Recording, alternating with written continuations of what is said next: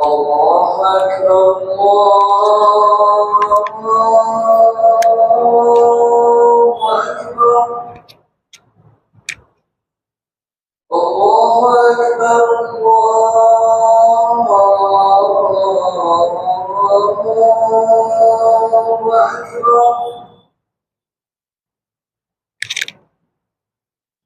أشهد أن لا إله إلا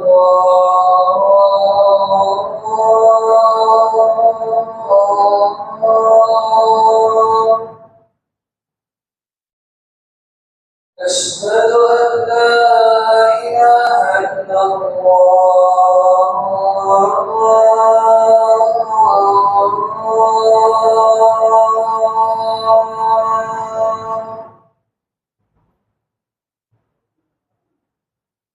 أشهد أن محمدا رسول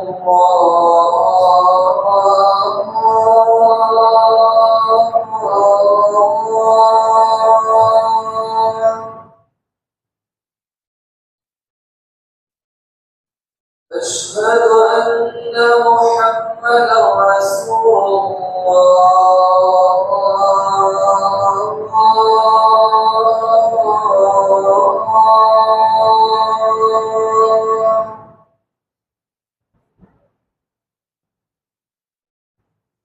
حي على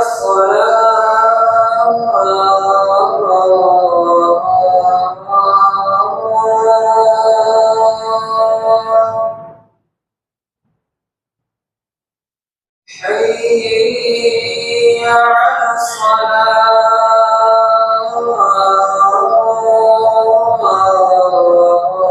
حي على الفلاح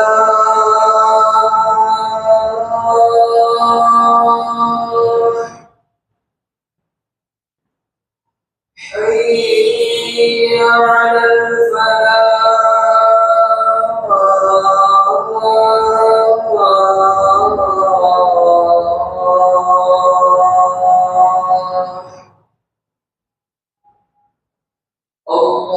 الله أكبر الله أكبر لا إله إلا الله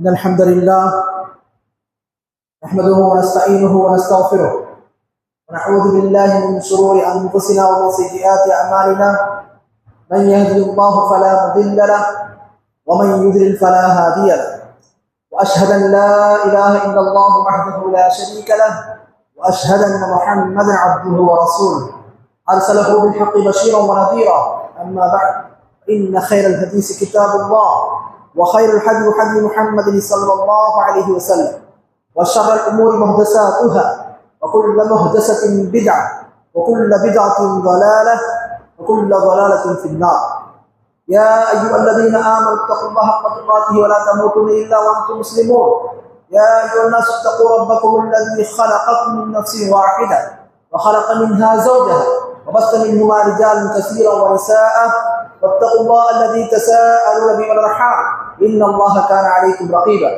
يا أيها الذين آمنوا اتقوا الله وقولوا قولا سديدا يصلح لكم أعمالكم ويغفر لكم ذنوبكم ومن يطع الله ورسوله فقد فاز فوزا عظيما وقال الله تعالى في كلامه المجيد فاعلم أنه لا إله إلا الله واستغفر لذنبك وللمؤمنين والمؤمنات. கண்ணிமிக்க அல்லாஹ்வின் நல்லடியார்களே, அல்லாஹ் சத்திய மார்க்கமான இஸ்லாமிய மார்க்கத்தை ஏற்று அந்த மார்க்கத்தை பற்றி அறிந்து கொள்வதற்காக வேண்டி நாம் எல்லாம் சிறப்பான இடத்திலே கூடியிருக்கிறோம். கண்ணிமிக்க அல்லாஹ்வின் நல்லடியார்களே, இஸ்லாமிய மார்க்கத்தில் மார்க்க கல்வியை அறிவது, அந்த மார்க்க கல்வியை அறிந்து கொள்வதற்கு முக்கியத்துவம் தருவது மிக மிக அவசியமான ஒரு அம்சம். ஏன்னு சொன்னா, நான் அல்லாஹ்வை போற்றி புகழ்ந்ததற்கு அப்புறம் குர்ஆன்ல உள்ள ஒரு வசனத்தை ஓதி காட்டு. அந்த வசனத்தில் அல்லாஹ் தஆலா சொல்றான், 47வது அத்தியாயத்துல 19வது வசனம், ஃபஅலம் அன்னஹு லா இலாஹ இல்லல்லாஹ் வஸ்தக்ஃபிர் லிதம்பிக வலில் முஃமினீன வல் முஃமினாத். நபியே, லா இலாஹ இல்லல்லாஹ்னு சொல்லக்கூடிய கல்வியை நீங்கள் நன்றாக அறிந்து கொள்ளுங்கள். லா இலாஹ இல்லல்லாஹ்னு சொல்லக்கூடிய இந்த கலிமாவை பற்றி நீங்கள் நன்றாக தெரிந்து கொள்ளுங்கள், கல்வியை அறிந்து கொள்ளுங்கள் என்று அல்லாஹ் சொல்றான்.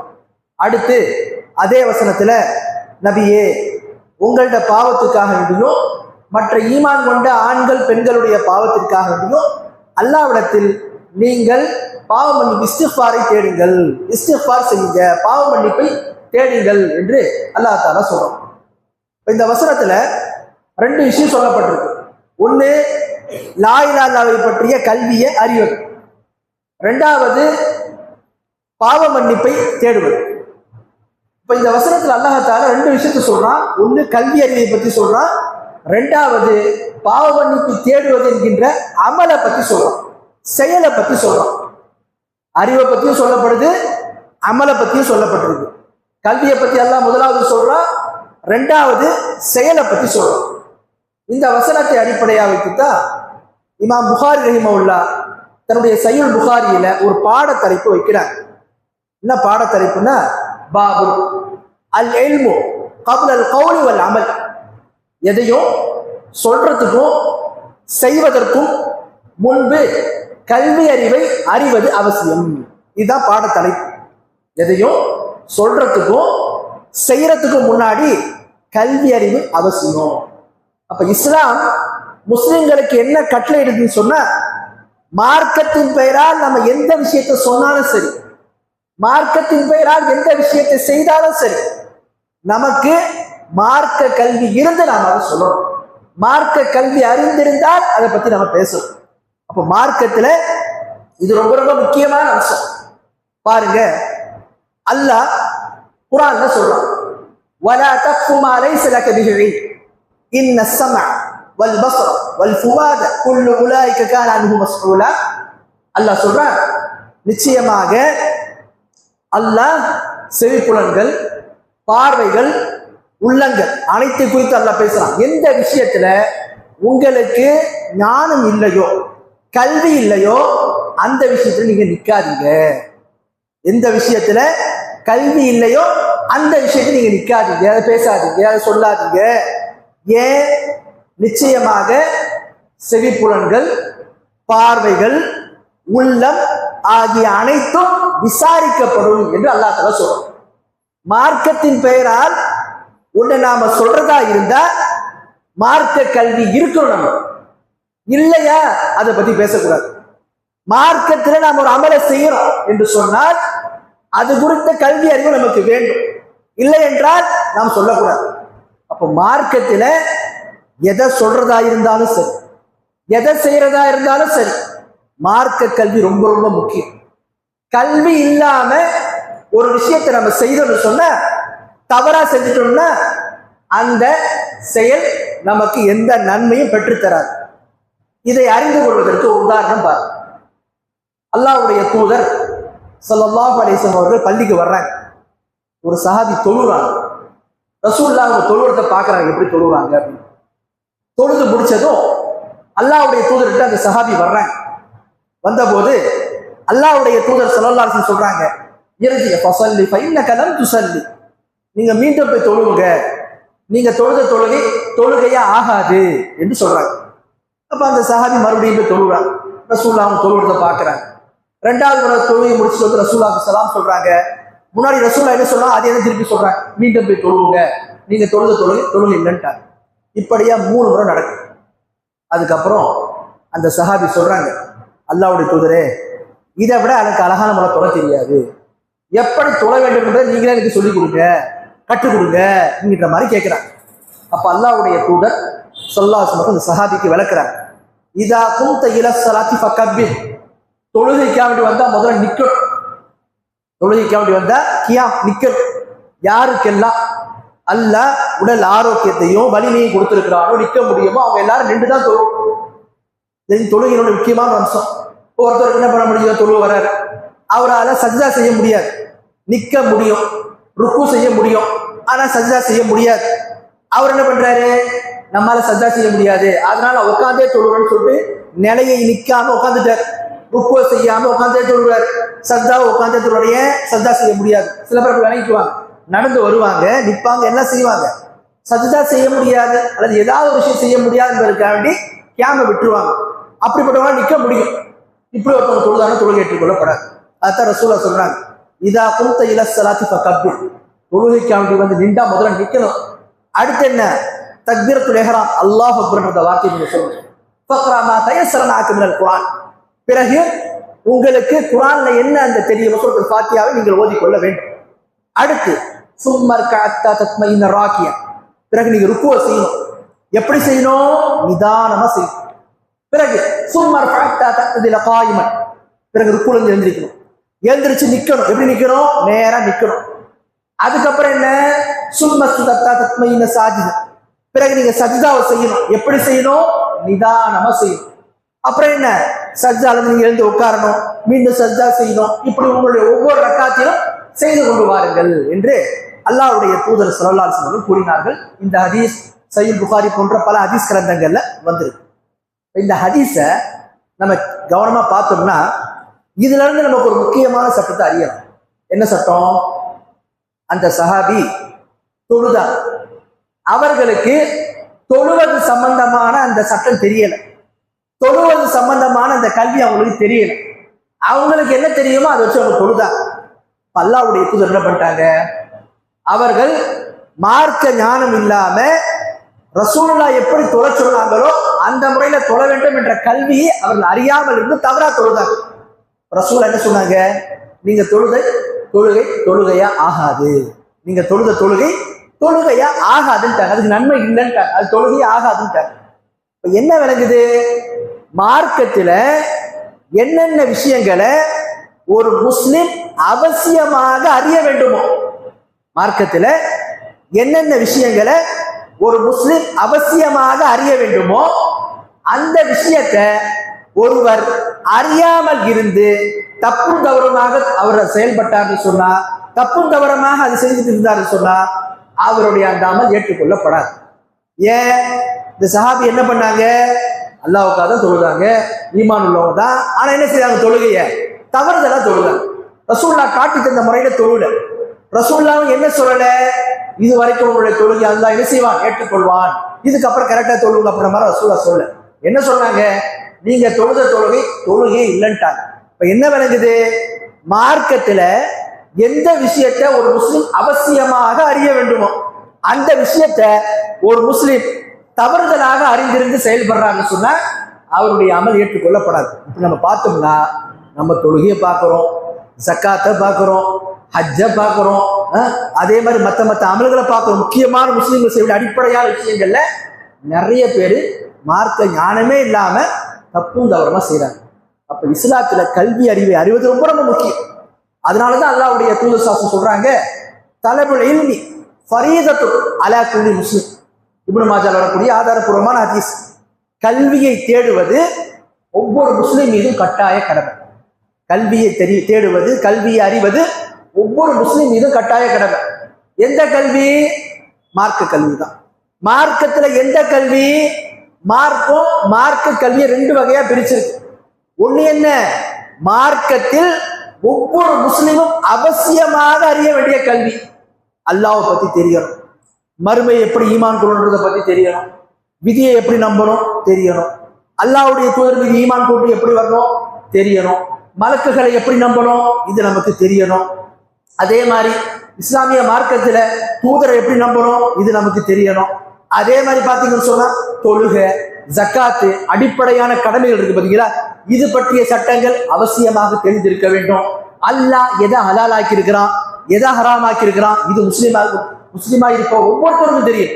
ஒரு ஹராம் ஒருத்தர் செய்யறாரு, இல்லைங்க இது ஹராம்னு சொல்றோம், இது ஏன் செய்றீங்க, மார்க்கெட்ல ஹராம்னு சொல்லப்பட்டிருக்குன்னா இது ஹராமா எனக்கு தெரியாது என்று ஒரு முஸ்லீம் சொன்னாங்க, அவருடைய இந்த அறியாமை ஏற்றுக்கொள்ளப்படாது. முஸ்லீமா ஒருத்தர் இருக்கிறாருன்னா இதெல்லாம் அடிப்படையா தெரிஞ்சிருக்கணும். மார்க்கத்துல எதான் சொல்லுவாங்க, ஃபர்துல் ஐன், ஒவ்வொரு முஸ்லீமும் அறிய வேண்டிய அடிப்படையான கட்டாயமான கல்வி. அல்லாஹ்வை பத்தி அறியறது, இபாதத்துகள், தொழுகை, நோன்பு, ஜக்காத்து, ஹஜ்ஜி, இது மாதிரி அடிப்படையான சட்டங்களை அறிவது, அதே மாதிரி ஹலால் ஹராம் தொடர்பாக அறிவது, இதெல்லாம் ஒவ்வொரு முஸ்லீமும் தெரிஞ்சிருக்கணும். இதுல யாருக்குமே விதிவிலக்கு கிடையாது. அடுத்து மார்க்கத்துல ஃபர்துல் கிஃபாயா, இந்த அடிப்படையான கல்வியை தாண்டி கூடுதலான சில கல்விகள் இருக்குது, அதுவும் கடமை தான். ஆனா அது எப்படிப்பட்ட கடமை? ஃபர்துல் கிஃபாயா, எல்லார் மீது கடமை இல்லை. சிலர் அந்த கடமையை உம்மத்துல சிலராவது செய்யும், செஞ்சுட்டாங்கன்னா மற்றவங்க கடமை நீங்கிடும். யாருமே செய்யலன்னா எல்லாருமே குற்றவாளி ஆயிடுவாங்க. இதைத்தான் சொல்லுவாங்க ஃபர்துல் கிஃபாயா. அல்லாஹ் நமக்கு கடமையாக்கிறது ரெண்டு அடிப்படை ஆக்கியிருக்கிறான். ஒன்னு ஃபர்துல் ஐன், ஒவ்வொருத்தவங்க மீது கடமை. இந்த ஊர்ல எவ்வளவு முஸ்லீம்கள் இருக்கிறாங்களோ, பருவ வயதை அடைந்த ஆண் பெண் அனைவர் மீதும் 5 வேளை தொழுகை கடமை, கட்டாயமா தொழுதே ஆகும். இதுல யாருக்கு விதிவிலக்கு கிடையாது. மார்க்கத்துல யார் பருவ வயதை அடைந்து இந்த தொழுகைக்கான நிபந்தனைக்குள்ள வந்துருவாங்களோ அனைவருமே தொழ வேண்டும், யாருக்கும் விதிவிலக்கு இல்லை. அடுத்து என்ன? ஃபர்துல் கிஃபாயா. மார்க்கத்துல சில கடமைகள் எப்படிப்பட்டதா இருக்கும், அல்லாஹ் அந்த கடமையை உம்மத்தவர்கள் மீது சுமத்திருப்பான். சிலர் செஞ்சுட்டாங்கன்னா மற்றவங்க மீது கடமை நீங்கிடும். யாருமே செய்யறனா எல்லாருமே குற்றவாளி. உதாரணத்துக்கு இந்த ஊர்ல ஒரு ஜனாசா வருது, ஜனாசா இருக்குது. இந்த ஊர்ல இருக்கக்கூடியவங்க என்ன பண்றாங்க, ஒரு 100 பேர், இந்த ஊர்ல 10,000 பேர் இருக்காங்க, 100 பேர் தொழுதாங்க, ஜனாசா தொழுது நடத்துறாங்க, முடிஞ்சு போச்சு. அந்த ஜனாசாவுக்கு செய்ய வேண்டிய கடமை நிறைவேற்றிட்டாங்க, அவ்வளவுதான். யார் மீது என்ன? தொழுதவங்களுக்கு நன்மை, தொழாதவங்க மீது எந்த விதமான குற்றமும் இல்லை, அவங்க குற்றம் பிடிக்கப்பட மாட்டாங்க. ஆனா யாருமே தொழணும்னு சொன்னா, யாருமே தொழுகை நடத்தாம இருக்காங்கன்னு சொன்னா எல்லாருமே குற்றவாளி ஆகும். இதைத்தான் ஃபர்துல் கிஃபாயான்னு சொல்லுவாங்க. அப்ப இஸ்லாத்துல அடிப்படையான கல்வியை அறிவது மிக மிக முக்கியம். அந்த கல்வியை பற்றி நாம அவசியமாக தெரிந்திருக்க வேண்டும். ஆகவே இஸ்லாமிய மார்க்கத்துல கல்வி என்பது ரொம்ப ரொம்ப முக்கியமான விஷயம். சரி, இப்ப கல்வியுடைய முக்கியத்துவத்தை நம்ம ஓரளவு விளங்கி வச்சிருக்கோம். சரி, கல்வி அறிவை எப்படி நாம் அறிவது? இது மார்க்கத்துல சொல்லப்பட்ட சரியான கல்விதான், இது சரியான கல்விதான் என்பதை எப்படி அறியறது? ஏன் இன்னைக்கு நீங்க பாத்தீங்கன்னா, உதாரணத்திற்கு மன்சில், இந்த இதை நீங்க இத்தனை முறை ஓதுனீங்கன்னு சொன்னா, இங்க குரான்ல இருந்து இங்க இந்த இடத்த நீங்க என்ன செய்வீங்க, இத்தனை முறை 7 முறை ஓதுனீங்கன்னா, மகரிப் தொழுகைக்கு அப்புறம் இத்தனை முறை ஓதுனீங்கன்னு சொன்னா உங்களுடைய ஹாஜத்து நிறைவேறும் என்று சொல்லப்படும். இது மாதிரி நிறைய விஷயங்கள் என்ன செய்வாங்க, ஆதாரங்கள் என்ற பேர்ல, மக்கள் மத்தியில மார்க்கம் என்ற பேர்ல பல விஷயங்களை பரப்பி கொண்டிருப்பாங்க. இப்ப இது என்ன செய்வார், ஒருத்தவர் நம்பி செயல்பட்டாருன்னு சொன்னா ரோஜனம் இல்லை. என்ன ஆயிடுச்சு, சில நேரத்துல அது பிதாத்துல கொண்டு போய் ஒரு தள்ளிடும், பாவத்துல கொண்டு போய் தள்ளிடும். அப்ப மார்க்க கல்வி என்பதை முக்கியத்துவத்தை விளங்கிய நாம அந்த மார்க்க கல்வி சரியானது தானா, நாம் பெறக்கூடிய கல்வி சரியானது தானா என்பதை அறிய வேண்டும். அதுவும் ரொம்ப ரொம்ப முக்கியம். எந்த அளவுக்கு மார்க்க கல்வி அறிவதற்கு முக்கியத்துவம் கொடுக்கிறோமோ அதே அளவுக்கு மார்க்க கல்வியை சரியாத்தான் நாம் பெற்றுக்கொண்டோமா, சரியான கல்வியைத்தான் நாம் அறிந்து வைத்திருக்கிறோமா என்பதையும் அறிவதில் கவனம் செலுத்த வேண்டும். ஏன் இன்னைக்கு நீங்க பாத்தீங்கன்னு சொன்னா, மார்க்க கல்வியின் பெயரால் பல வழிகேடுகளும் பல அறியாமையான அம்சங்களும் பல தவறான பிரச்சாரங்களும் செய்யப்படுறதை நம்ம பார்க்கணும். எந்த அளவுக்குன்னா, ஒருவர் குர்ஆன்ல இருந்து ஒரு ஆயத்து, ஹதீஸ்ல இருந்து ஒரு ஹதீஸை எடுத்து தனக்கு தோதுவாக குர்ஆன் வசனத்தையும் தன்னுடைய கருத்தையும் சிந்தனையும் புகுத்தி ஹதீஸை திருத்தி என்ன செய்வாங்க, மக்கள்கிட்ட சொல்லுவாங்க. நாங்களும் குர்ஆனை சேர்ந்து ஆதாரம் காட்டுகிறோம் என்ற பேர்ல மக்கள்கிட்ட சொல்லி பிரச்சாரம் செய்வதை நம்ம பார்க்கிறோம். இப்படி ஒரு குழப்பமான காலகட்டத்தில் நம்ம வாழ்ந்து கொண்டிருக்கிறோம். எனவே மார்க்க கல்வி விஷயத்துல ரொம்ப ரொம்ப கவனம் தேவை. குறிப்பாக நம்ம தமிழ் பேசக்கூடிய மக்கள் மத்தியில பாத்தீங்கன்னு சொன்னா, இந்த மார்க்க கல்வியை, இந்த சரியான கல்வியை அறியக்கூடிய விஷயத்துல நம்ம ரொம்ப கவனக்குறைவாக இருக்கும். பாருங்க, மார்க்க ஞானமே இல்லாம, மார்க்க கல்வியே இல்லாம பலர் பேசுவதையும் மார்க்கத்தின் பெயரால் சொல்வதையும் நம்ம பார்க்கலாம். உதாரணத்துக்கு நீங்க பாத்தீங்கன்னா, யதார்த்தமான வாழ்க்கையில நாம ஒவ்வொரு துறைக்கும் ஒரு நிலையை வச்சிருக்கோம். மருத்துவத்துறையா, அந்த மருத்துவத்துறையை பற்றி ஒருவர் பேசுவதாக இருந்தால் அவர் என்னவா இருக்கணும்? அந்த துறையில நிபுணத்துவம் பெற்றவராக இருக்கணும், அந்த துறையை அறிந்தவராக இருக்கணும் எதிர்பார்ப்போம். வேற ஒரு கட்டிடத்துறையா அந்த துறையை பத்தி நம்ம பேசுறோம்னா அதை அறிந்தவராக இருக்கணும்னு நம்ம பார்க்கணும்.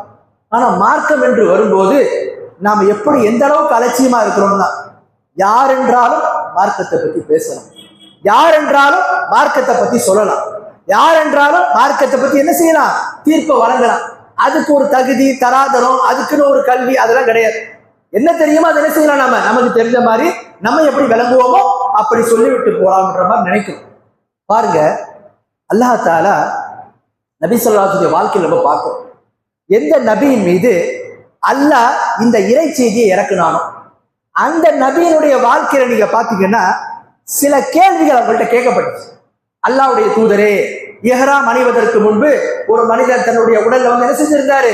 நறுமணத்தை பயன்படுத்தியிருந்தார், அது பற்றிய சட்டம் என்ன ரசூலுல்லாஹ் கேட்கப்பட்டுச்சு. இப்படி எத்தனையோ கேள்விகள் ரசூலுல்லாஹ் கேட்கப்பட்டுச்சு. அந்த கேள்விகளுக்கெல்லாம் ரசூல் என்ன பண்ணாங்க? பதில் சொல்லல, அமைதியாக இருந்தாங்க.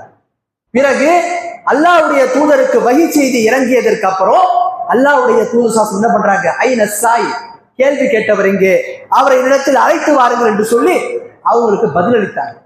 அப்போ எந்த தூதரை பற்றி அல்லாஹ் குர்ஆன்ல சொல்றானோ, வமா யன்திகு அனில் ஹவா இன் ஹுவ இல்லா வஹ்யுன் யூஹா, இந்த தூதர் மனோ இச்சையின்படி எதையும் சொல்ல மாட்டார். அல்லாஹ் உங்களுக்கு என்ன வஹி செய்தியை கொடுக்கிறானோ அதைத்தான் சொல்லுவாங்க. அப்படிப்பட்ட தூதர் கூட இந்த மார்க்க விஷயங்கள்ல எது அவர்களுக்கு தெரியுமோ அதை சொன்னார்கள், எது தெரியாதோ அதில் மௌனம் காத்தார்கள், அமைதியாக இருந்தார்கள், வஹியை எதிர்பார்த்தார்கள். இன்னைக்கு நம்ம நிலைமை என்ன? மார்க்கத்தின் பெயரால் எதனா கேளுங்க, தெரிஞ்சது தெரியாதது எல்லாத்தையும் என்ன செய்யறோம்? நம்ம எந்த விதமான பயமும் இல்லாம சர்வ சாதாரணமாக சொல்லிவிட்டு போறத பார்க்கணும். இன்னைக்கு அறியாமை தான் என்னவா இருக்கிறது? மார்க்கம் என்ற பெயர்ல இருக்கிறத பார்க்கணும். ஆகவே மார்க்க தகுதி இல்லாதவங்க, மார்க்கத்தை முறையாக அறியாதவங்க, இவங்களுடைய பித்னா, இவங்களுடைய குழப்பம் பெரிய ஒரு குழப்பமாக இருக்கு. அதைத்தான் நம்ம பார்க்கிறோம். பாருங்க, நபிகள் நாயகம் ஸல்லல்லாஹு அலைஹி வஸல்லம் அவர்கள் சொன்னார்கள், முன்னொரு காலத்துல ஒரு மனிதர் என்ன செய்தாரு? 99 கொலைகளை செஞ்சுட்டார். அப்ப அந்த மனிதர் பிற மக்கள்கிட்ட கேட்கிறார், ஏன்னா வந்து அல்லாஹ் தஆலா மன்னிப்பானா? இவ்வளவு பாவத்தை நான் செஞ்சிருக்கேன், 99 பேரை கொண்டுட்டேன், எனக்கு மன்னிப்பு இருக்கிறதா என்று கேட்டார். அப்போது அல்லாஹ் அந்த மக்கள் என்ன சொல்றாங்கன்னா, அந்த மனிதரிடத்துல நீங்க வந்து என்ன செய்யுங்க, நம்ம ஊர்ல பெரிய ஒரு வணக்கசாலி இருக்காரு, அவர்கிட்ட போய் கேளுங்க என்று சொல்றாங்க. அவர் என்ன பண்றாரு? அந்த ஊர்ல இருக்கக்கூடிய ஒரு வணக்கசாலிகிட்ட போய் கேட்கிறார், நான் 99 கொலையை பண்ணிட்டேன், அல்லாஹ் என்ன மன்னிப்பானா என்று கேட்கிறார். சஹீஹ் முஸ்லிம் வரக்கூடிய ஹதீஸ். அப்போ நீண்ட ஹதீஸ். அப்போ அந்த வணக்கசாலி என்ன சொல்றாருன்னா, ஆபித் என்ன சொல்றாருன்னா, இவ்வளவு பாவத்தை பண்ணிருக்கியா, இது ரொம்ப பெரிய பாவம் செஞ்சுருக்க, அல்லாஹ் உன்னை மன்னிக்கவே மாட்டான்றாரு. உடனே என்ன பண்றாரு? அவரையும் சேர்த்து கொலை பண்ணிடுறாரு. மொத்தம் 100 கொலை. அப்புறம் வருந்தி அவர் என்ன பண்றாரு? மக்கள்கிட்ட கேட்கிறாரு, இவ்வளவு 100 கொலை நான் பண்ணிட்டேன், எல்லாம் என்ன மன்னிப்பானா, எனக்கு மன்னிப்பு இருக்கா என்று கேட்கிறாங்க. அப்ப மக்கள் சொல்றாங்க, இந்த ஊர்ல ஒரு ஆலிம் இருக்காரு, அவரை போய் நீங்க சந்திங்க, அவருக்கு நீங்க என்ன செய்ய பத்தி கேளுங்க என்று சொல்றாங்க. என்ன பண்றாரு அவரு? அந்த ஆலிமிட்ட போய் கேட்கிறார், அந்த மார்க்க அறிஞர்கிட்ட போய் கேட்கிறார், நான் 100 கொலை பண்ணியிருக்கேன், எனக்கு மன்னிப்பு இருக்கான்னு.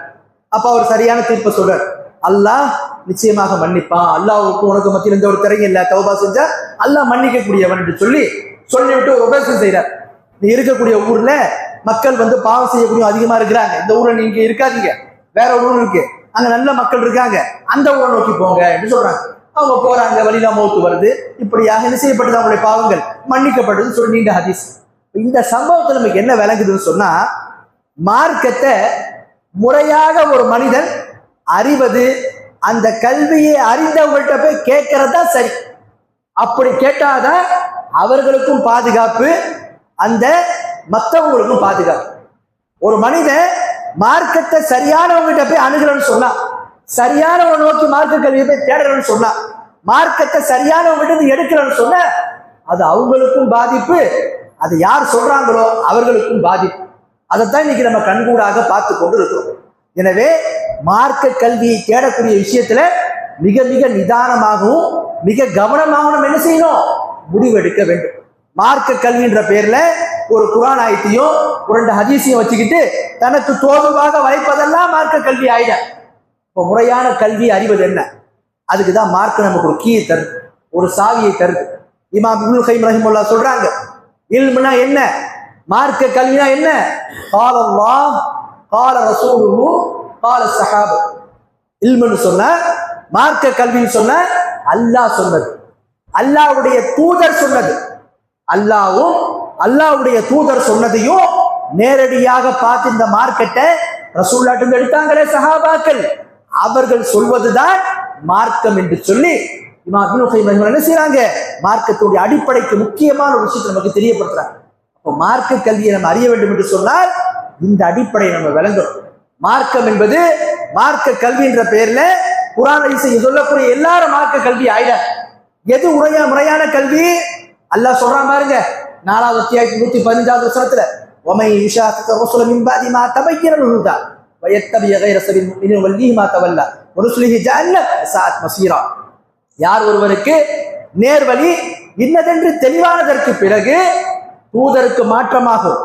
யார் ஒருவருக்கு நேர்வழி இன்னதென்று தெளிவானதற்கு பிறகு தூதருக்கு மாற்றமாகும். இரண்டாவது, முஃமின்களுடைய பாதையை பின்பற்றாமல் வேறு வழியில போறாரோ அவருடைய வழியிலேயே போக்கிலே நம்ம விட்டுருவோம். அவரை நம்ம எங்க கொண்டு நுழைவிப்போம்? நரகத்தில் கொண்டு நுழைவிப்போம்.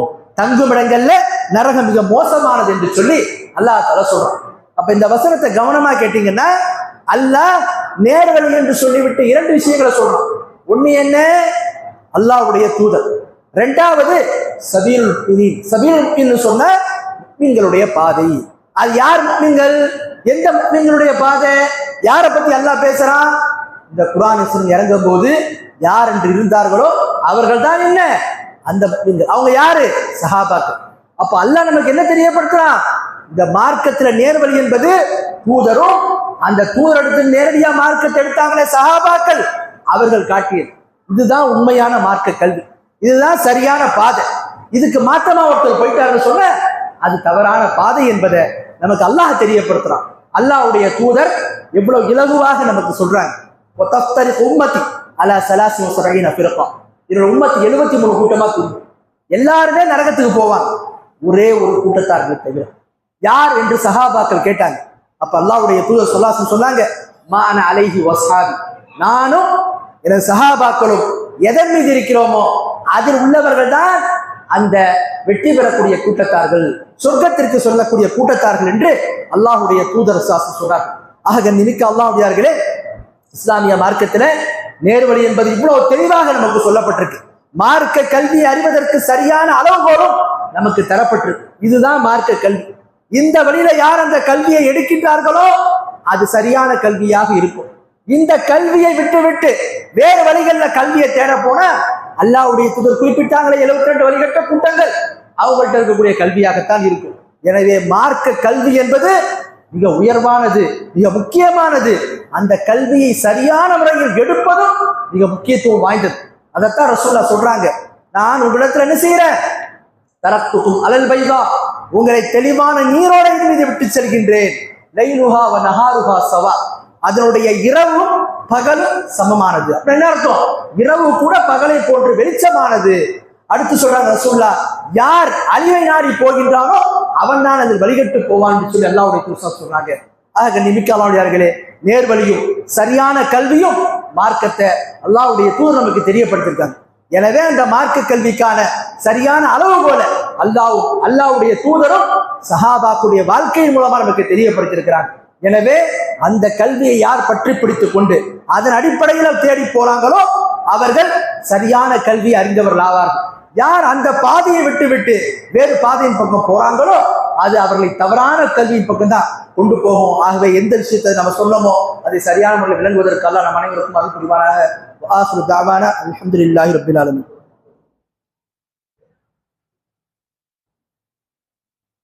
அல்ஹம்துலில்லாஹி ரப்பில் ஆலமீன். வஸ்ஸலாத்து வஸ்ஸலாமு அலா ரசூலில் கரீம் வ அலா ஆலிஹி வ ஸஹ்பிஹி அஜ்மஈன் வ மன் தபியஹும் பி இஹ்சானின் இலா யௌமித்தீன். அம்மா பஅத். கண்ணியமிக்க அல்லாஹ்வின் நல்லடியார்களே, மார்க்க கல்வியினுடைய அவசியத்தை பற்றியும் எது சரியான கல்வி அதுக்கான அளவுகோல் என்பதை பற்றியும் நாம் தெரிந்து கொள்வோம். அடுத்து பாருங்க, 3வது விஷயம், மார்க்க கல்வியை சுமந்த அறிஞர்களை உலமாக்களை அறிவதும் மிக மிக முக்கியம். அல்லாஹ் தஆலா இந்த மார்க்க கல்வியை பற்றி சொல்லும் போது மக்களை 2 விதமா அல்லாஹ் சொல்றான். ஃபஸ்அலு அஹ்ல ذிக்ரி இன் குன்தும் லா தஅலமூன், நீங்கள் அறியாத விஷயத்தை வேதத்தை கற்று அறிந்தவர்கள் இருக்கிறாங்களே, மார்க்கத்தை அறிந்தவர்கள் இருக்கிறார்களே, அவர்களிடத்தில் கேட்டு தெரிந்து கொள்ளுங்கள். அல்லாஹ் குர்ஆன்ல சொல்றான். அறியாத விஷயங்களை மார்க்கத்தை அறிந்தவர்கள் இருக்கிறார்களே, வேதத்தை கற்றவர்கள் இருக்கிறார்களே, அவர்களிடத்தில் கேட்டு நீங்கள் தெரிந்து கொள்ளுங்கள் என்று அல்லாஹ் தஆலா குர்ஆன்ல சொல்றான். ஆகவே மக்கள் இரண்டு நிலைகள் இருக்கிறாங்க. ஒன்று மார்க்கத்தை அறிந்த கல்விமான்கள், இரண்டாவது மார்க்கத்தை அறியாத மக்கள். இவங்களுடைய கடமை என்ன? சரியான முறையில் மார்க்கத்தை அறிந்தவங்களை நோக்கி என்ன செய்யணும்? போய் கேட்கணும். அது சரியான முறையில் அவங்க பெற்றுக்கொள்ள வேண்டும். அதுக்கு சில அடையாளங்கள் என்ன? சரியான மார்க்க அறிதலை எப்படி அறியறது என்று நீங்க பாத்தீங்கன்னா அதற்கு சில அடையாளங்கள் சொல்றாங்க. முதல் அடையாளம், மார்க்க கல்வியை சுமந்தவங்க சரியானவங்க என்பதற்கான அளவுகோல். இது ஒரு முக்கியமான அளவுகோல். என்ன?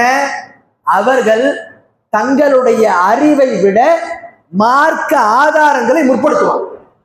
உண்மையான மார்க்க அறிஞர்களை அறிய வேண்டும் என்று சொன்னால் எப்படி அறியறது? தன்னுடைய அறிவை காட்டிலும் மார்க்க ஆதாரங்களை முற்படுத்துவாங்க. உதாரணத்துக்கு பாருங்க, அபூபக்கர் சித்திக் ரலியல்லாஹு அன்ஹு இந்த உம்மத்தில நபி ஸல்லல்லாஹு அலைஹி வஸல்லம் அப்புறம் மனிதர்களிலேயே சிறந்த தகுதியை பெற்றவங்க யாருன்னா அபூபக்கர் சித்திக் ரலியல்லாஹு அன்ஹு. அவங்கள்ட்ட மக்கத்து காஃபிர்கள் சொல்றாங்க, அபூபக்கரே, ஒரு மனிதர் மக்காவிலிருந்து 1500 மைலுக்கு அப்பால் இருக்கக்கூடிய பலஸ்தீனத்தை நோக்கி, பைத்துல் மக்திஸை நோக்கி ஒரு மனிதர் வந்து ஒரு இரவுல போக முடியுமா என்று கேட்கிறார். முடியாது, அது எப்படி சாத்தியமாகும் என்று கேட்கிறார். அன்னைக்கு இருந்த காலம் முடியாதுன்னு. அப்போ சொல்லப்படுது அபூபக்கர் சித்திக் தான் என்னன்னு, முஹம்மது சொல்லுகிறார், உங்களுடைய தோழர் முஹம்மது சொல்றாங்க ஒரு இரவுல போயிட்டு வந்ததா? அப்போ நான் நம்புறேன்னு. அதனாலதான் உங்களுக்கு அபூபக்கர் சித்திக் என்ற பேரு, சித்திக் உண்மையார் என்ற அடைமொழி அப்பதான் வந்துச்சு. அப்போ மார்க்கத்தினுடைய ஆதாரங்களை அறிவை விட முற்படுத்தும். வழிகட்ட கூட்டங்கள் எல்லாத்தையும் நீங்க பாத்தீங்கன்னா அவங்க வழிகட்டு போனதுக்கான அடிப்படையான காரணங்கள ஒரு காரணம். அவங்க என்ன பண்ணாங்க? மார்க்க ஆதாரத்தை விட அறிவை முற்படுத்துறாங்க. இன்னைக்கு நிறைய பேரை பார்க்கிறோம், இந்த ஹதீஸ் குர்ஆனுக்கு முரண்படுது, இது வந்து மார்க்கத்துக்கு யதார்த்தத்துக்கு முரண்படுது, விஞ்ஞானத்துக்கு முரண்படுது, அதுக்கு முரண்படுது, இந்த கருத்து சரியில்லை, அந்த கருத்து சரியில்லை, நிறைய விஷயங்கள் சொல்லுவாங்க. இதுக்கு என்ன அடிப்படை காரணம்? மார்க்க ஆதாரத்தை விட அறிவை முற்படுத்துறாங்க. உண்மையான அறிவு என்பது என்ன?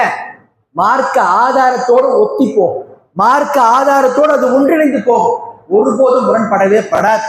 அப்போ மார்க்கத்தினுடைய ஆதாரங்கள் ஒரு விஷயத்தை நமக்கு சொல்லப்படுது, நம்முடைய அறிவால் அதை விளங்கிக் கொள்ள முடியும். நம்ம என்ன செய்யணும்? என்னுடைய அறிவில் குறை இருக்குதுன்னு நாங்கள் அதை சரண்டர் ஆகும். மார்க்க ஆதாரங்களை முற்படுத்தும். இதுதான் அன்று வாழ்ந்த சஹாபாக்கள் இன்று வரைக்கும் நேர்வழியில் பயணிக்கக்கூடிய அறிஞர்கிட்ட இருக்கக்கூடிய ஒரு அடையாளம். பிதத்துவாதிகள் வழிகேடுகிட்ட இருக்கக்கூடிய அடையாளம் என்ன? ஆதாரங்களை விட அறிவை முற்படுத்துவாங்க.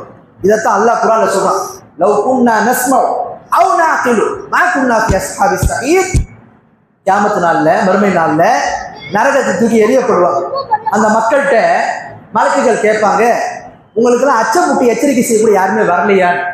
சொல்லுவாங்க அந்த மக்கள், லவ் குன்னா நஸ்மஉ, நாங்க மட்டும் அவங்க சொன்ன அந்த அச்சமுட்டி எச்சரிக்கை செய்தாங்களே, அவங்க சொன்ன செய்தியை செவிமடுத்து பிறகு நாங்க சிந்திச்சிருந்தோம்னு சொன்னா நாங்கள் நரகவாசியாவே ஆயிருக்க மாட்டோம். இப்ப என்ன அர்த்தம்? இஸ்லாத்துல ஆதாரங்கள் என்பது ரொம்ப முக்கியம். ஒருவருடைய அறிவு என்பது எல்லாரும் அறிவு சீராக இருக்க. ஒரு மனிதனுடைய அறிவு ஒன்றை ஒன்று சொல்லும், இன்னொரு மனிதனுடைய அறிவு அதுக்கு மாற்றமா இருக்கும். அறிவு என்பது நமக்கு அடிப்படை ஆதாரம் கிடையாது. அறிவை மட்டுமே ஒரு மனிதன், தன்னுடைய அறிவை மட்டுமே வைத்து ஒரு மனிதன் நேர்வழியை விளங்கிக் கொள்ள முடியும், சரியான பாதையை தேர்ந்தெடுத்துக் கொள்ள முடியும் என்று சொன்னால் அல்லாஹ் தூதரை அனுப்ப வேண்டிய அவசியமே இல்லையே. எதுக்கு அல்லாஹ் வேதத்தை கொடுக்கணும்? எதுக்கு அல்லாஹ் தூதர் அனுப்பணும்? அதான் அறிவு இருக்கிறது. அப்ப என்ன அர்த்தம்? அறிவு என்பது அடிப்படையான அம்சம் கிடையாது, மார்க்கம் தான். அதனாலதான் பாருங்க அல்லாஹ் தஆலா குர்ஆன்ல சூரத்துல் அஹ்ஸாப் 33வது அத்தியாயத்துல 36வது வசனத்துல சொல்றான், வமா கான லிமுஃமினின் வலா முஃமினத்தின் இதா கதல்லாஹு ரசூலுஹு அம்ரன் அன் யகுன மின் ഖിയറത്തി மின் அம்ரிஹி வமா யஸில்லாஹு ரசூலுஹு ஃபகத் ضل ضلالا முபீனா. அல்லாஹ் சொல்றான், அல்லாஹ்வும் அல்லாஹ்வுடைய தூதரும் ஒரு காரியத்தில் முடிவு செய்துட்டாங்கன்னா அந்த காரியத்தில் மாற்று அபிப்பிராயம் கொள்வதற்கு முஃமினான ஆணுக்கோ முஃமினான பெண்ணுக்கோ அதிகாரம் கிடையாது. அல்லாஹ்வும் அல்லாஹ்வுடைய தூதரும் ஒரு காரியத்தை முடிவு பண்ணிட்டாங்கன்னா அதுல மாற்று அபிப்பிராயம் கொள்வதற்கு முஃமினான ஆணுக்கோ முஃமினான பெண்ணுக்கோ அதிகாரம் இல்லை. யார் ஒருவர் அல்லாஹ்வுக்கும் அல்லாஹ்வுடைய தூதருக்கும் மாறு செய்கிறார்களோ அவர்கள் தெளிவான வழிகாட்டில் இருக்கிறான்னு அல்லாஹ் தஆலா சொல்றான். ஆக பாருங்க, இஸ்லாமிய மார்க்கத்துல அல்லாஹ்வும் அல்லாஹ்வுடைய தூதரும் ஒரு காரியத்தை சொல்லிட்டாங்கன்னா அதுல மாற்று அபிப்பிராயம் கொடுறதுக்கு யாருக்கு அதிகாரம் கிடையாது. நம்முடைய அறிவு, நம்முடைய சிந்தனை அதெல்லாம் அப்புறம். மார்க்கம்னு வருத ஈமான் சார்ந்த அம்சமா ஆமன்னா வசத்தக்னா, நாங்கள் ஈமான் கொண்டோம் உண்மைப்படுத்தணும். அமல் சார்ந்த அம்சமா சமிஅனா வஅதானா, செவிமடுத்தோம் கட்டுப்பட்டோம். இதுதான் முஃமின்களுடைய கூற்றாக இருக்கு. அடுத்து பாருங்க, சரியான மார்க்க அறிஞர்களை அறிவதற்கான அடையாளங்கள் இரண்டாவது அடையாளம் சொல்றாங்க அறிஞர்கள். அவர்கள்ட்ட மார்க்க கல்வி எந்த அளவுக்கு இருக்கும்னா, மார்க்கத்தில் அறியாத விஷயங்களை விட மார்க்கத்தை அறிந்த விஷயங்கள் அதிகமா இருக்கும். மார்க்க அறிஞர் சொன்ன 100 எல்லாமே தெரியணும்னு கிடையாது. அவங்க எப்படிப்பட்டவங்களா இருப்பாங்க? மார்க்கத்துல அறியாத விஷயங்களை காட்டிலும் அறிந்த விஷயங்களை அதிகமாக அறிந்திருப்பார்கள்.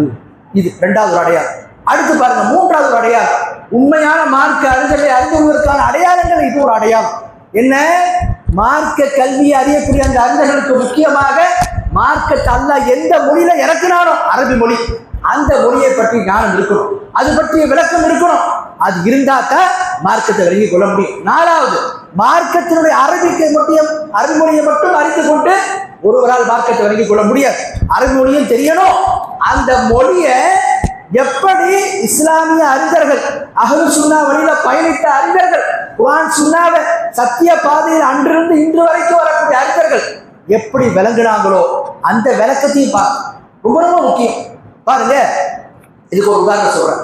அரபி தெரிஞ்சிருந்தா மட்டும் ஒரு மார்க்கத்தை சரியா விளங்கிக் கொள்ள முடியாது. குர்ஆன் அல்லாஹ் தஆலா மூசா நபியை பத்தி சொல்றான். மூசா நபி சொல்றாங்க, அல்லாஹ் நான் உன்னை பார்க்க போறேன். அப்ப அல்லாஹ் சொல்றான், லன் தரானி, நீங்க என்ன காண முடியாது என்று அல்லாஹ் தஆலா சொல்றான். என்ன பார்க்க முடியாது, ஒரு பார்க்க முடியாதுன்னு அல்லாஹ் தஆலா சொல்றான். அதுக்கு என்ன வார்த்தை அல்லாஹ் பயன்படுத்துறான்னா லன். அரபியில நெகட்டிவ் ஒரு விஷயத்தை நாம மறுக்கிறதுக்கு முடியாதுன்னு சொல்றதுக்கு லன்ற வார்த்தையை பயன்படுத்துவோம். இந்த வார்த்தைக்கு என்ன அப்படின்னு சொல்லுவாங்க, நஃபியு லித்தஅபீத், நஃபியு லித்தாக்கீத்னு சொல்லுவாங்க. லன் என்பது நஃபி தாக்கீத், அதாவது ஒரு விஷயத்தை உறுதிப்படுத்துவது, பார்க்கவே முடியாது என்ற கருத்தை சொல்வதற்கு பயன்படுத்தப்படும். ஆனா அரபி இலக்கணத்தில் நீங்க பாத்தீங்கன்னா ஒரு அறிஞர் வந்தார், அரபி இலக்கணத்தில் ரொம்ப தேர்ச்சி பெற்றவர். அவர் பேர் ஜமக்ஷரின்னு சொல்லுவாங்க. அல் கஷாப்னு சொல்லி குர்ஆனுக்கு தஃப்சீர் எழுதியிருக்கார். அவர் என்ன பண்ணாரு, ஒரு புது கருத்தை கொண்டு வந்தார். லன் என்ற வார்த்தைக்கு என்ன தெரியுமா அர்த்தம்? நஃபியு லித்தஅபீத், அது நிரந்தரமாக ஒரு விஷயத்தை மறுப்பதற்கு பயன்படுத்தப்படும். உண்மையில அரபி அகராதியில, அரபி இலக்கணத்துல லன் என்பது ஒரு விஷயத்தை மறுக்கிறதுக்கு உறுதிப்படுத்துவதற்கு பயன்படுத்தப்படும், உறுதியா மறுக்கிறதுக்கு பயன்படுத்தப்படும். ஆனா இவர் என்ன கொண்டு வந்தார், அதை ஒரு புது விதியை உருவாக்குறார். இந்த இடத்துல லன் என்ற வார்த்தை ஒரு விஷயத்தை நிரந்தரமாக மறுப்பதற்கு பயன்படுத்தப்படும். இப்படி ஒரு கூட்டு இல்லை அரபி இலக்கணத்தில். அவர் கொண்டு வந்தார். ஏன் இதை கொண்டு வந்தார் என்று பாத்தீங்கன்னா, முஅ்தஸிலாக்களோட ஒரு கொள்கை. என்ன கொள்கை? முஅ்தஸிலாக்கள் என்ன சொல்றாங்க, மறுமை நாள்ல அல்லாஹ்வை சொர்க்கவாசிகளும் பார்க்க முடியாது, யாரும் பார்க்க முடியாது. ஏன் அல்லாஹ் சொல்லிட்டா யாரும் பார்க்க முடியாதுன்னு? இப்ப அந்த கருத்தை உறுதிப்படுத்துறதுக்கு ஒரு ஆதாரத்தை வச்சார். என்ன? லன் என்கின்ற வார்த்தை நிரந்தரமாக மறுப்பதற்கு பயன்படுத்தப்படும், எனவே யாருமே பார்க்க முடியாது. அப்போ அரபி மொழியை அறிந்திருந்தாலும் அவர் என்ன பண்ணாரு, தன்னுடைய அந்த தவறான கருத்துக்கு தோல்வாக அதை கொண்டு வந்துட்டார். இதை வச்சு நிறைய பேர் என்ன இந்த கருத்தை, இவர் சொல்லக்கூடிய கருத்து சரி கண்டு வழிகட்ட போனாங்க. ஆகவே இஸ்லாமிய மார்க்கத்தில் அரபி மொழி தெரிந்தால் மட்டும் போதாது, அந்த அரபி மொழியை அஹ்லுஸ் சுன்னா அறிஞர்கள் எப்படி பார்த்திருக்கிறாங்கன்றதோ ரொம்ப ரொம்ப முக்கியம். ஆகவே இஸ்லாமிய மார்க்கத்தில் மார்க்க கல்வியை சரியான ஆளுங்கட்டு எடுக்கிறதோ அவங்கள்ட்ட பெறது ரொம்ப ரொம்ப முக்கியம். இறுதியாக அல்லாஹ்வுடைய தூதர் சொல்ற ஒரு ஹதீஸை குறித்து என்னுடைய உரை நான் நிறைவு செய்கிறேன். புகாரில் வரக்கூடிய 100வது நம்பர் ஹதீஸ். அல்லாஹ்வுடைய தூதர் சொல்றாங்க, இன்னல்லாஹ லா யக்பிது இல்ம இன்திதான், அல்லாஹ் தஆலா இந்த மார்க்க கல்வியை ஒரே அடியாக மக்களுடைய உள்ளத்தில் எடுத்துட மாட்டான். மார்க்க கல்வியை ஒரே அடியாக மக்களுடைய உள்ளத்தில் அல்லாஹ் எடுத்துட மாட்டான். எப்படி அல்லாஹ் மார்க்க கல்வியை உயர்த்துறான்? வலாக்கின் யக்பிது இல்ம பிகப்தில் உலமா, மார்க்க கல்வியை சுமந்த மார்க்க அறிஞர்களுக்கு அல்லாஹ் மௌத்தை கொடுப்பதன் மூலமாக இந்த மார்க்க கல்வியை கொஞ்சம் கொஞ்சமாக உயர்த்துவான். ஹத்தா இதா லம் யுக்தி ஆலிம, பிறகு மார்க்கத்தை சுமந்த சரியான கல்விமான்கள் யாருமே இருக்க மாட்டார்கள். மக்கள் என்ன செய்வாங்க, இத்தகதன்னா சொர்பூசன் ஜுஹாலன், மக்கள் அறிவிலிகளை முட்டாள்களை தங்கள் தலைவர்களாக ஆக்கிக் கொள்வார்கள். என்ன செய்வாங்க அவங்க, மக்கள் அவங்கள்ட்ட அறிவியல்கிட்ட போய் கேள்விகளை கேட்பாங்க. மார்க்கத்தை முறையாக அறியாதவங்க கேள்வி கேட்பான். குர்ஆனை ஓத தெரியாது, மார்க்கத்தினுடைய அடிப்படை விதிகளை தெரியாது, மார்க்கத்தினுடைய உசூலை எப்படி வரணும்னு தெரியாது. அப்படிப்பட்ட முட்டாள்கிட்ட அறிவிலிட்ட போய் கேட்பாங்க. மார்க்க ஞானமே இல்லாமல் தீர்ப்பளிப்பாங்க. அப்ப அல்லாஹ் சொல்றாங்க, அவங்களும் வழிகெடுவாங்க, பிறரையும் வழிகெடுப்பாங்க. குறிப்பிட்ட ஃபித்னா, யார் ஒரு மார்க்க கல்வியை முறையாக அறியாமல் இருந்து மார்க்கத்தை பேச ஆரம்பிச்சாங்கன்னா இதுதான் நடக்கும். ஆகவே இஸ்லாமிய மார்க்கத்தில் மார்க்க கல்வியை அறிவதும் அந்த கல்வியை சரியானவர்களிருந்து பெறதும் இதுலதான் நம்முடைய ஈமானுக்கும் நம்முடைய நாளை மறுமைக்கும் பாதுகாப்பு இருக்கு. ஆகவே உண்மையான கல்வியை சுமந்த அறிஞர்கள், அவர்கள் சொன்ன அறிஞர்கள்ட்ட நம்ம என்ன செய்வோம்? மார்க்கத்தை எடுக்கிறோம். அப்படிப்பட்ட அறிஞர்களோடு நம்ம தொடர்புகளை ஏற்படுத்திக் கொள்ள வேண்டும். முறையான மார்க்க கல்வி அங்கிருந்து நம்ம எடுக்கும் போதுதான் அது சரியான முறையில் இருக்கும். அப்படி இல்லை என்று சொன்னால் தவறான விஷயங்களை கல்வி என்று சொல்லி நாம் என்ன செய்வோம்? தவறான விஷயங்களை செஞ்சிருப்போம். ஆகவே அல்லாஹ் எந்த விஷயத்தை நம்ம சொன்னோமோ அதை சரியான முறையில விளங்கி சரியான கல்வி எடுக்கக்கூடிய மக்களாக அல்லாஹ் நம் அனைவரையும் ஆக்கி அருவானாக. أنا أقول قولي هذا ولكم ولسائر المسلمين وأستغفر الله لي ولكم ولسائر المسلمين وآخر دعوانا الحمد لله رب العالمين.